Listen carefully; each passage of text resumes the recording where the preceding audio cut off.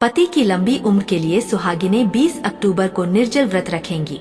इस व्रत में शाम को चंद्रमा को अर्घ्य देकर व्रत खोला जाता है।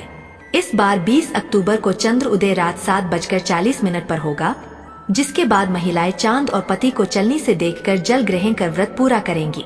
इस दिन कार्तिक कृष्ण तृतीया तिथि दिन में 10:46 तक रहेगी। उसके बाद चतुर्थी तिथि लग जाएगी। इस दिन शाम को शुभ मुहूर्त में कथा सुनकर और मिट्टी के करवे में सीख डालकर चंद्रमा का अर्घ्य दिया जाता है। इस व्रत में साहूकार के 7 बेटों और 7 बेटियों वाली कथा पढ़ी जाती है, जो कथा इस प्रकार है। एक साहूकार के 7 लड़के और 1 लड़की थी। साहूकार के बेटे अपनी बहन से बहुत प्यार करते थे। साहूकारनी के साथ उसकी बहुओं और बेटी ने चौथ का व्रत रखा था। चौथ का व्रत में चांद देखकर ही व्रत खोलते हैं। रात को जब साहूकार के लड़के भोजन करने लगे तो उन्होंने अपनी बहन से भोजन के लिए कहा। इस पर बहन ने बताया कि उसका आज उसका व्रत है और वह खाना चंद्रमा को अर्घ्य देकर ही व्रत खोल सकती है और कुछ खा सकती है।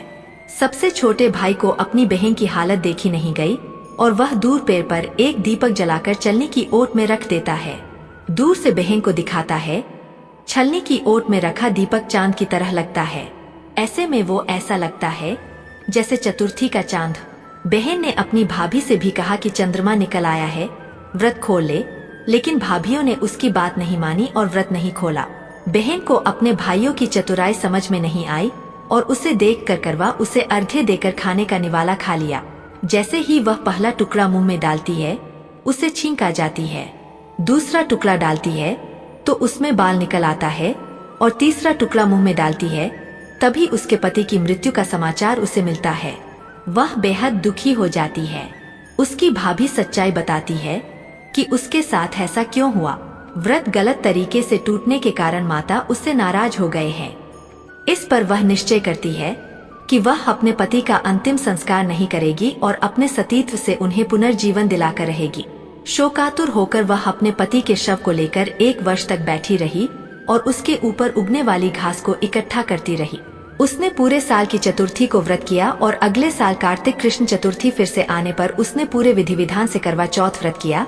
शाम को सुहागिनों से अनुरोध करती है कि यम सुई ले लो, फिर सुई दे दो, मुझे भी अपनी जैसी सुहागिन बना दो, जिसके फलस्वरूप करवा माता और गणेश जी के आशीर्वाद से उसका पति पुनः जीवित हो गए।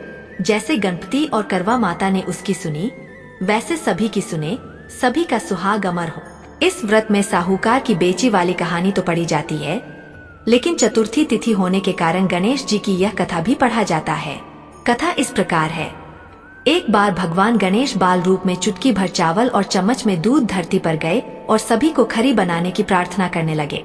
हर कोई इतने से चावल देखकर हंसने लगता। इस पर गणेश जी ने एक गरीब बुढ़िया से खीर बनाने के लिए कहा और वह उनकी खीर बनाने के लिए तैयार हो गए। उसने एक भिगोना चूल्हे पर चढ़ा दिया। इस पर गणेश जी ने घर का सबसे बड़ा बर्तन चूल्हे पर चढ़ाने को कहा। बुढ़िया ने बाल लीला समझते हुए घर का बड़ा भगोना उस पर चढ़ा दिया। अब क्या था, गणेश जी के जरा से चावल से पूरा बर्तन भर गया। गणेश जी ने कहा, मैं नहाने जाते हूँ, मेरे लिए खीर तैयार रखना। इतने में बुढ़िया माई की गर्भवती बहू को लालच आ गया और उसने खीर चख ली और कटोरा छिपा दिया। इसके बाद जब बुढ़िया माई ने गणेश जी आवाज लगाई कि आजा रे गणेशया खीर खा ले, आजा रे गणेशपा खीर खा ले, तभी गणेश जी वहां पहुंच गए और बोले कि मैंने तो खीर पहले ही खा ली। जब बुढ़िया ने पूछा कि कब खाई तो वे बोले कि जब तेरे पोते और बहू ने खाई तभी मेरा पेट भर गया।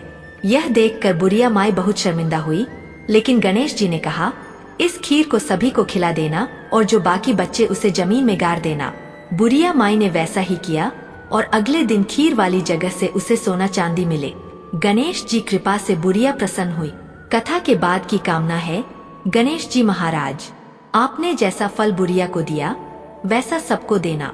कथा कहने वाले व हुंकार भरने वाले और आसपास के सुनने वाले सबके भंडारे भरे रखना। वीडियो पसंद आई हो तो कृपया हमारे चैनल सब्सक्राइब जरूर कर ले। धन्यवाद।